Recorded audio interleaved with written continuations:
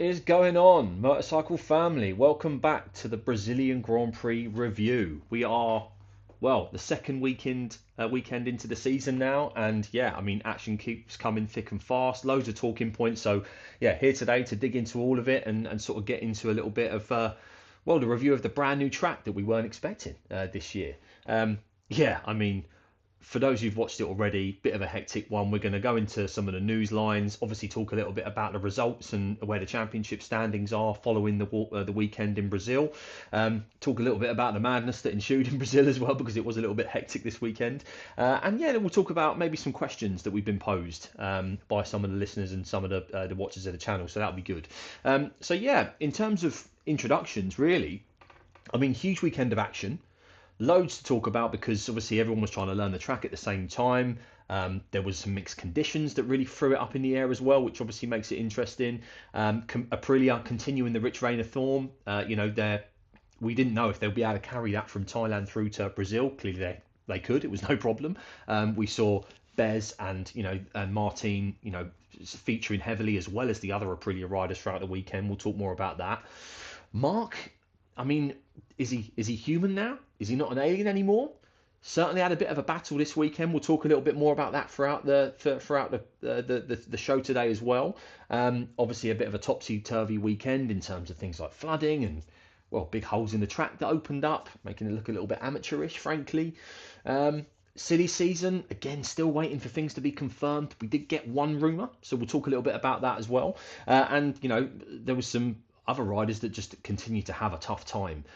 People like Bagnaia and Jan Mir, among others, are struggling. But before we get into any of that, just make sure you subscribe to the channel. Obviously trying to grow it at the moment, so make sure you subscribe, like it, share it with anyone you can. But the main thing is, if you're not already, make sure you subscribe so you can get notifications about when we release new content. So let's talk a little bit about the results. In the sprint on Saturday, bearing in mind practice and qualifying on Friday and Saturday morning were hectic as you like. There was literally everyone trying to get to grips with the track, as well as the fact that the mixed conditions were a complete nightmare. There was damp patches, although the track was drying and it was sunny. What tyres do you use? So you've got the risky riders, people like Miller, who are just happy to go out on slicks and give it a go, were doing so. And that meant that, in Q1 and Q2 and in qualifying, we ended up having a really interesting sort of qualifying front row and well, top 10 really. After the sprint, which was a decent race, Marc Marquez pipped Fabio Gianantonio to the win. Fabio admitting after the race that he knew he made some mistakes, and he, you could see he was gutted. He felt like he had the beating of Marc. The sprint podium ended up being Marc Marquez, Fabio Gianantonio, and Jorge Martin, who again continues that rich vein of form for Aprilia. Fantastic to see him up there after such a torrid 18 months, longer than that really, what he's been going through. The rest of the top 10 in the sprint were interesting. Bezzecchi in fourth, and then Ayagura on another Aprilia in fifth. Fabio Quartararo in sixth. He got all the way up to second at one point in the sprint. Don't know how he does this stuff, but he's still continuing to prove he's the fastest Yamaha guy out there. Alex Marquez in seventh. Hasn't started brilliantly this year. Had a rough Thailand. It's not really putting it together yet, and you certainly don't think he's going to be the fastest Ducati behind Marc as he was last year. Pecco Bagnaia in eighth. Nightmare. Just not getting to grips with it, is he? Pedro Acosta in ninth. Good to see him doing that. I think he would have expected more. I predicted that I thought he might win the sprint this week. Pedro, considering that form in Thailand, but KTM just wasn't underneath him this weekend, and he did well to stay in the top 10 if you look at the rest of the KTM results. And Diogo Moreira in 10th on sprint on Saturday. Second Grand Prix weekend as a MotoGP rider in his home Grand Prix. 18 years old. Nothing to him, eh? And then in the race, back to usual. By this point, most of the riders and teams had obviously gotten enough data. The conditions, the weather conditions I'm speaking about here, had leveled out a little bit. So Bezzecchi just got out in front and just literally was not been beaten. There was no one catching him on Sunday. Jorge Martin filling in second on the podium, with Fabio Gianantonio filling in the final position on the podium, beating Marc Marquez, more importantly, in a little battle that they had towards the end of the race. Marc obviously getting the better of Di Gianantonio on Saturday in the sprint, but when it came to Sunday, Gian Antonio bit back after Mark had put a pass on him. You saw some fantastic images and video of Gian Antonio not wanting to give up his position, leaning on Mark's bike through one of the corners. So Marc Marquez coming in fourth, Ayagura in fifth, Alex Marquez in sixth, with Pedro Acosta in seventh, not doing too bad. Again, keeping in that top 8 on the KTM, which is no easy thing to do. Fermin Aldeguer in eighth. Again, this is a rider that has got a broken leg. He's walking on crutches. And finished in eighth there, which is amazing. Johan Zarco, the top Honda, in ninth, with Raul Fernandez in 10th on the Aprilia on race day. Interesting races on both days. The track doesn't lend itself to unbelievable overtaking action, but it is an interesting track to watch. It's flowing faster than I thought it'd be, although it's narrow. And because of the mixed conditions, because there was so much of everyone trying to learn the track, there was a lot that lent itself to that, because ultimately these guys are trying to do an awful lot of things at once. Not only learn the track, not only deal with mixed conditions, but try and put a fast lap in, try and catch whoever's in front of them and stay ahead of who's behind them. The biggest battle, the most interesting battle in my mind was the Marc Marquez and Gian Antonio one this weekend. As I say, after Marc put a pass on Gian Antonio on Saturday in the sprint and then beat him to the podium, while Gian Antonio had been up there for the majority of that sprint race, you could see he was sort of between gritted teeth, sort of saying, he felt he could beat Marc. And on the Sunday, you could see he just had that bit between his teeth. He wanted to beat Marc, and when he got overtaken by Marc, you almost think, okay, well, if form's right and the Ducati, they're on the same bike, Marc is going to just pull out here and maybe catch Martin for second. No way, no chance. Gian Antonio wasn't giving it up this time. Come back after him, overtook Marc, and then basically managed to stay in front of him to keep that podium. So fantastic stuff to see. This is what we want to see in the racing, isn't it? We want to see people chucking it to those leading riders. And Aprilia just dominate again all weekend. Very, very interesting. My predictions last weekend, after last week before the race, well off. I predicted Pedro would win the sprint with Bez in second on the sprint podium and Marc in third. Obviously, Marc won. Bez was in fourth on that sprint, so he didn't get on the podium, and neither did Pedro. I think I was wishful thinking, hoping that Pedro might be able to carry on that form, but the KTM just wasn't in there in the sort of league as the Aprilias and the Ducatis this week. It's surprising he could beat the Hondas, frankly, considering where the rest of the KTMs were. In terms of the Grand Prix, the main race on Sunday, I thought Marc would win with Pedro in second and Gian Antonio in third. Obviously got third position right, which is one thing, but Bez and Martin made up first and second on that podium. So, yeah, not quite correct, but, if you want bad predictions, you're watching the right show. You can't predict the future, and it's one of the reasons we like this series, isn't it? One of the reasons we like the MotoGP sort of races. You can't predict who's going to win every week. So in the championship, Bezzecchi is leading with Martin in second on 45 points, Bezzecchi on 56. Pedro Acosta on 42, so really keeping it strong there with that consistency this weekend. Despite not getting podiums or wins, he managed to bag some points, which will be important when it gets down the stretch. Gian Antonio in fourth, 37, first Ducati, which is an important thing. Followed closely by Marc Marquez on 34 points, and then Ayagura, Hernandez, Alex Marquez, Brad Binder and Morbidelli. Lucky Binder and Morbidelli got some points elsewhere because they really didn't do well this weekend. So yeah, interesting top 10 in the championship there. So in terms of the track, we didn't know what to expect. Unsurprisingly, brand new track to the circuit. The MotoGP paddock hadn't been to this particular track since 1989, and we hadn't been to Brazil for a Grand Prix since 2004. So ages and ages. You hear a lot in the journalistic sort of write-ups and historic write-ups that Brazil was always a bit of a wild card weekend. Regardless of how good the track or the racing was, you hear stories about disorganisation and sort of crazy things happening, and it always being a little bit sort of odd compared to some of the other tracks on the calendar. This was no different. Start week with a huge flood, so the track is flooded and the whole bloody Grand Prix is up in question. Is it even going to go ahead? They managed to clear the water with help from what I understand, local prison inmates. So he essentially had a chain gang, helping out as volunteers on the track, like getting all the water off and getting the track ready for the weekend. But the problem is, even though they seemingly got rid of all the water from this Brazilian track, there was still what they call weepers, which is, even though the track seems dry on the top surface, there's patches around the track where the water is rising from underneath the track and coming back through, and they're called weepers on the track. That's what that's referred to. So you've got damp patches all around the track, although the remaining track is dry. So if you're a team boss, if you're a chief engineer, what are you sending your rider out on? You can't send them out on slicks in these early conditions because it generally is mixed, and there was rain on and off throughout the weekend as well. So you get the riskier riders, the people who are more experienced and more willing to, maybe put something in on the line. They'll go out on slicks, and that's why we saw an interesting qualifying on Saturday. You heard stories about maybe the facilities not being completed in time. What I don't understand is, and other people have raised this. It's not a hot take. You've heard, some of the best tracks on the grid. Some of the best tracks on the calendar in the last 10 years have been removed for things like lack of facilities or seemingly not being up to scratch based on Dorna or whoever in MotoGP's understanding. Play that back, and we're in Brazil. The track is flooded, even though we're in the rainy season in Brazil. From what I understand, it runs from October to April, so they should have expected that sort of thing. There's sinkholes developing in the track on Saturday, like serious sinkholes. It took them ages to work it out, and there was no guarantee those sinkholes wouldn't open elsewhere or in the same position.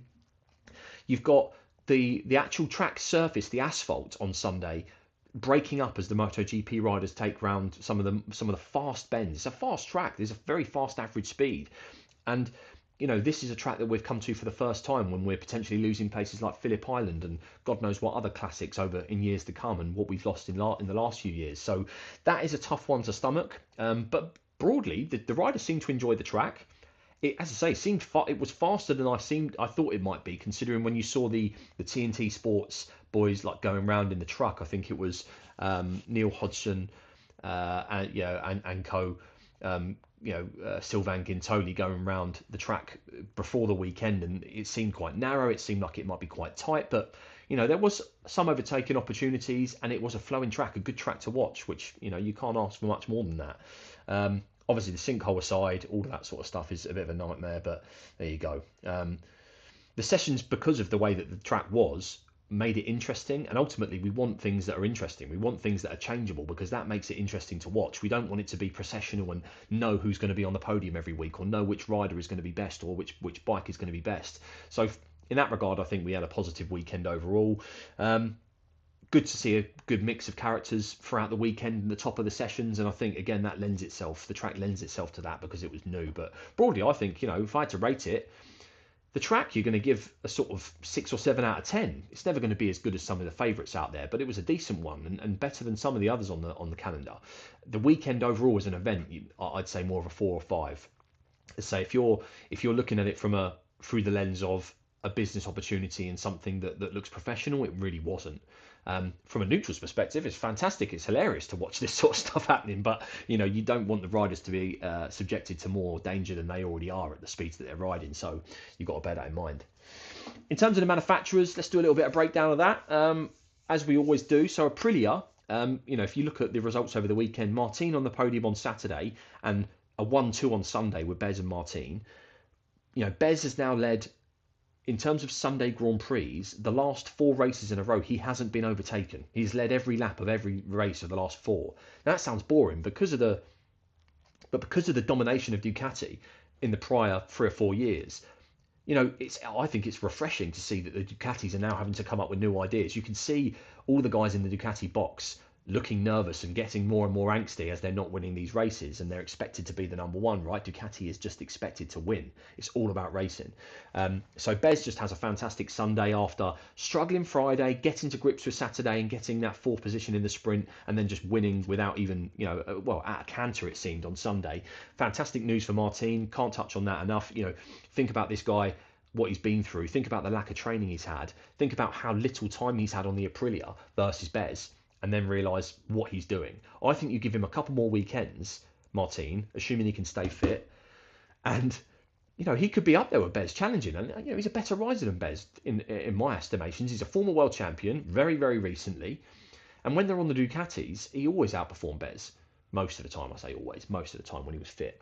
The other riders, Agura, once he can learn qualifying and get further up the grid earlier in the race, I think he's going to challenge these guys as well. It just seems he can't get that qualifying quite right yet, which is tough because is so much. It's so important, isn't it? But still learning, still doing really, really well. Two fifth places on this weekend, fantastic for a rider in only his second season. Ralph Fernandez struggled a little bit more this weekend. Obviously, got inside the top 10 in the main Grand Prix, but couldn't get to grips with the track as quickly as the other Aprilia riders. And it's just interesting, isn't it? If you're looking at the talent of Bez, Martin, Agura, and Fernandez, you might have been fooled into thinking maybe Fernandez was doing better than in recent weeks, but he was going to tracks that he knew, and when he comes to a track this weekend that he doesn't know, you almost you can start getting the impression that those other Aprilia riders are doing a little bit better. So all in all, fantastic weekend for Aprilia. I think we all have to agree. In terms of Ducati, we talked a little bit about Mark at the beginning. Is it his shoulder? Is it the bike? Gian Antonio seemed to be able to outperform him on Sunday. The rest of the riders are really struggling. Aldeguer, is the outstanding rider for me this weekend. Although Gian Antonio had better results, Aldeguer comes back, first weekend back on the bike, broken leg, walking around on crutches, 19 or 18 years old, whatever he is, and is outperforming people like Morbidelli and doing very well to get close to people like Alex Marquez and the rest of them. Outperformed Pecco Bagnaia all weekend. I mean, hands up, that is an amazing sort of weekend for Aldeguer. Alex Marquez did all right, couple of reasonable results. Consistency is there, but Gian Antonio was the standout in terms of final results. As I say, in terms of rider performance, I think Aldeguer is. But if you look at in terms of the results, well, Gian Antonio leaves the weekend in fourth place in the championship and gets that podium on Sunday. Obviously, Mark got the win on Saturday, but he just doesn't seem that comfortable, and he doesn't seem even comfortable to speak about things as comfortable as he might be usually. So interesting there.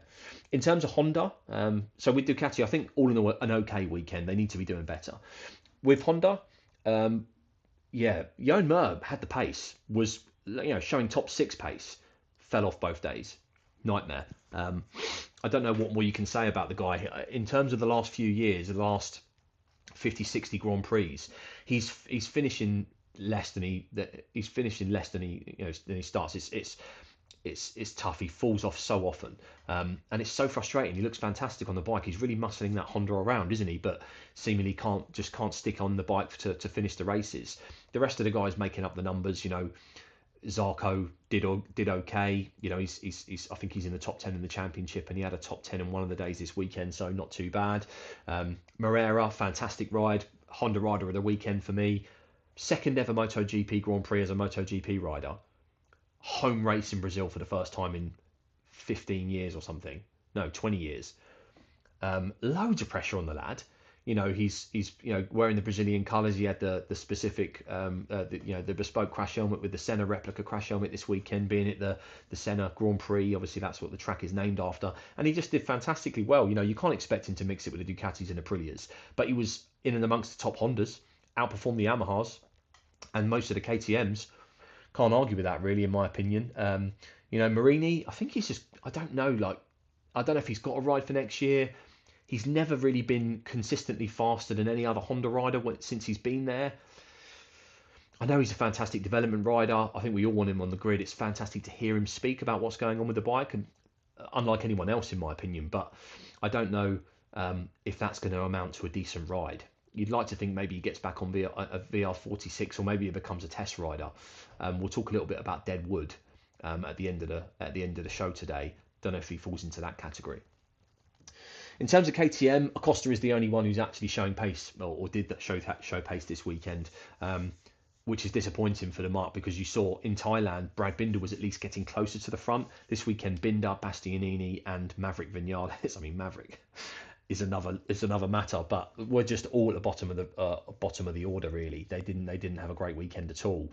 Acosta is the only one who's really mixing it in that top 10. And it looked like it was hard work. You saw some onboard footage of Acosta trying to battle with Aprilias and Ducatis in that top 8 this weekend, and you can see the clear deficits that the bike has.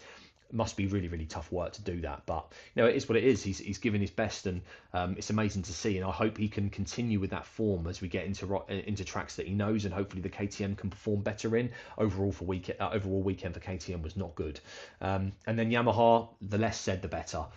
Fabio had a really good qualifying run, so I think he qualified 4th, was up to 2nd in the sprint for a few laps, but quickly you could see on the back straight on the home straight, the start finish straight, that the Ducatis and Aprilias just didn't even have to wait to outbrake Fabio. They could just blast past him with power.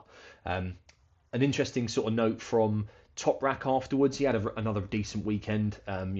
Not fast by any means, but there was some sessions in the early weekend where he showed his pace because he was happy to risk it in the wet.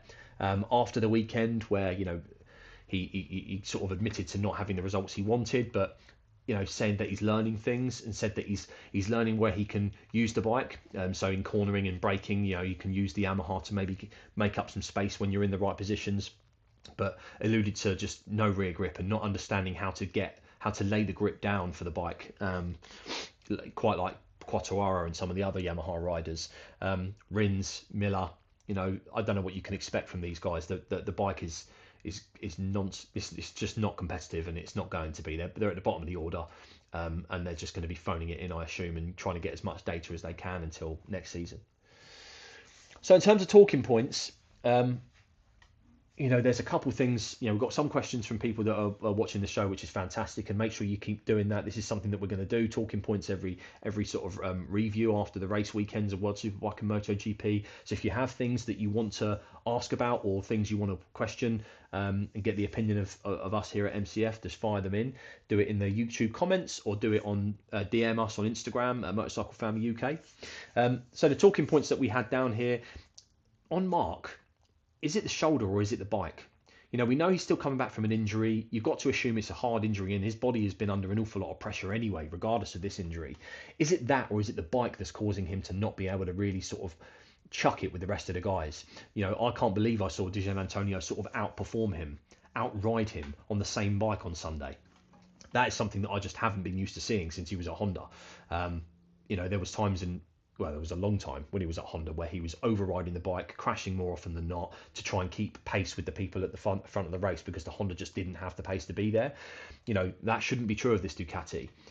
Not when you're racing other Ducatis. And it looked like Giannantonio just had his number on Sunday. Very, very interesting. You've got to think, Kota next weekend. Mark loves that track. And once they're back to Europe, he's going to be more comfortable. The bike will have more data, and the normal tyres resume as well, so we'll have to see what happens there, but interesting. So yeah, I mean, if I had to answer the question, I think it's more Mark than the bike. He doesn't seem content to speak about it when he's asked, and yeah, I mean, he just doesn't seem that comfortable, and I wonder how much this contract thing is over his head. I mean, he's a mental giant, we know that. He's a mentality monster. Probably the best in terms of mental strength on the grid, you'd have to say. But you wonder, if it's really difficult for him now, if his strength isn't there and it isn't coming back, is this going to be his last year? Big question, not one we want to answer, but one we'll have to ask if it carries on. Should we return to Brazil? I think yes. Yeah, I mean, listen, they're going to have learned from this weekend. I thought the track was interesting. It was flowing. It reminded me of some of the older tracks. In terms of how the corners were sewn together by the riders, and it had some fantastic images of the riders as they overtook each other. It looks like the vibe is fantastic there. The riders enjoy it there. Would be a fantastic one to visit, wouldn't it? So it'd be interesting. I think it'd be good to go back there. Broadly, despite the things that they faced this year, you've got to think it'll be a little bit better next year. Will Martin challenge Marco Bezzecchi this year? See, this is hardly a dark horse take. I was hoping, I think I said in the preview, that he would be able to continue his form and stay not injured. I always joke, he's like he's made of china. Every time he falls down, he just breaks, and he breaks for a long time. He never has a minor injury like the rest of the guys. But when he's on his form, I think if he can get to an even keel with the understanding of the bike to Bez, and it looks like he's picking up pretty quickly, it's going to be very interesting to see who wins in a battle when they actually come head to head, especially if Bez is, we know Bez is signed up for another couple of years with Aprilia. And from what we understand, Martin doesn't have a long-term future with Aprilia. So he's not going to have the interest to maybe listen to Aprilia sort of team orders. Not that we really see that in MotoGP. He's going to want to win races and beat him and prove himself. Imagine if he ends up getting that number one plate this year by beating Bez and being the fastest Aprilia this year. Can't put it past him. He's an amazing rider. He's incredibly fast. He seems to be suiting the bike. His style is more suited to the bike now. He looks fantastic with his style going around corners. So, yeah, I think he is a challenger. And I think both Bez and Martin are challengers for Mark this year, if we're really talking about the championship. 2 weekends in, early in the season, obviously, we've got 22 rounds, so we've only had 4 races. We are starting to see the same patterns emerge with the riders that aren't proving themselves and seemingly don't maybe deserve to get signed again for MotoGP. Who's the deadwood? And this is a question from one of the friends of the channel, so thanks, George, for sending this one in. Yeah, I mean, if you're asking me who the deadwood is, you've got to start with Franco Morbidelli. Sorry, Franco, we all love you, mate, but time's come. You haven't been competitive for bloody years. He's dangerous more often than he's not. He's so hot and cold, and he doesn't seem to be adding anything. And he's taking one of the best rides on the grid. So Morbidelli's got to be up there. Unfortunately, I hate to say this because I love him. He's one of my favourite riders, if not my favourite rider on the grid, Jack Miller. They clearly need him at Yamaha for the V4 knowledge, and he's obviously got knowledge of lots of different rides. So that's an additional, but he doesn't seem to break that. He can't seem to break that cycle of not being competitive or being able to stay on the bike. So it's a tough one there. Binder, can't believe I'm saying this. The other two you can understand based on results, but you'd think Binder has enough credit in the bank with KTM considering all those great results he had a few years ago. But that's the problem. They're a few years ago now. He's undeniably a Sunday guy. He's never been a fantastic qualifier, which really hampers him in today's day and age. But if you gave Binder a VR46 Ducati or a Trackhouse Aprilia, how fast would he be? You've got to think he'd probably be up there. Bastianini, another MotoGP race winner, former factory rider at Ducati, seemingly, going to be a superstar at one point. That KTM has just not agreed with him. Unless the race is 50 laps long, he's no use to anyone, is he? Do you know what I mean? And he doesn't seem to be adding much else either, in my opinion. And then you've got Rins, again, former race winner, former factory rider, still a factory rider at Yamaha. Used to have the world at his feet. He looked like one of the only guys who could meet Marquez at his game when he was having a good day. But you think about all of those there, there's 5 or 6 there, and you've got the likes of Gonzalez, Alonso coming through from Moto2, potentially others, and you wouldn't be surprised to see maybe some people who, even if they don't win the Moto2 title, being in contention for 850 rides next year in 2027, especially when we've seen none of these contracts confirmed yet. All this silly season stuff is still up in the air. I don't understand how we haven't heard anything yet. I mean, it's good in a way because you want to sort of see the year play out a little bit before you see contracts done, and maybe that's part of it. I sort of stick with what I'm saying. I'm expecting them to all be waiting for Mark. We saw, until he chooses whether or not he's going to have a 1 or 2 year deal with Ducati or wherever he goes. Everyone else is going to be waiting to see what happens, and that will probably filter through. But you could see these 1+1 deals written, and contracts mean nothing in MotoGP these days. It seems like if both parties are ready to part ways, then it just happens. So I don't know. The final question I've got here is Aprilia's dominance due to the tyre. Brazil Grand Prix this weekend just gone, and the Thai Grand Prix 3 weeks ago, they both used the stronger composition rear tyre. That means that complete different characteristic, and obviously the Aprilia is tending to really favour that tyre. When we get to America next weekend, Circuit of the Americas, Texas, for the weekend coming, there'll be a preview coming for that, so watch out. Make sure we'll go back to those normal tyres, the normal rear composition tyre, and I think that is going to be a big difference. And I wonder if that's the difference that brings the Ducatis back to the front. If Aprilia are still faster than Ducatis on the normal tyres, this season is really up in the air, and it might be Bez's season. I mean, it could be Martin's season, especially considering where we see Mark. He's going to be getting more and more match fitness, race fitness as he does more racing, obviously. But yeah, we'll have to see. So yeah, that's your MotoGP review of the Brazilian Grand Prix. If you haven't yet, please make sure you subscribe. And as I said to everyone who's watching at the moment, if you've got friendship groups where you're in WhatsApp groups or Facebook groups where you're track day riders or MotoGP or World Superbike fans, please share the channel and get them to subscribe too. If you want to ask questions about what we're talking about, or you've got questions around the next Grand Prix, make sure you send them in, put them in the comments in the YouTube section, or send them to us in the DM on Motorcycle Family UK on Instagram. But yeah, Keep your eyes out for more content. There's lots coming on the track day bike project, which is the GSXR 600. There'll be some separate videos on that. And I'm standing right next to the 848 at the moment because that's almost done. So there's another little video that will be coming out soon on that. But keep your eyes peeled for the Grand Prix of the Americas preview coming this weekend. Make sure you like, make sure you subscribe. Thanks for your time. Thanks for watching.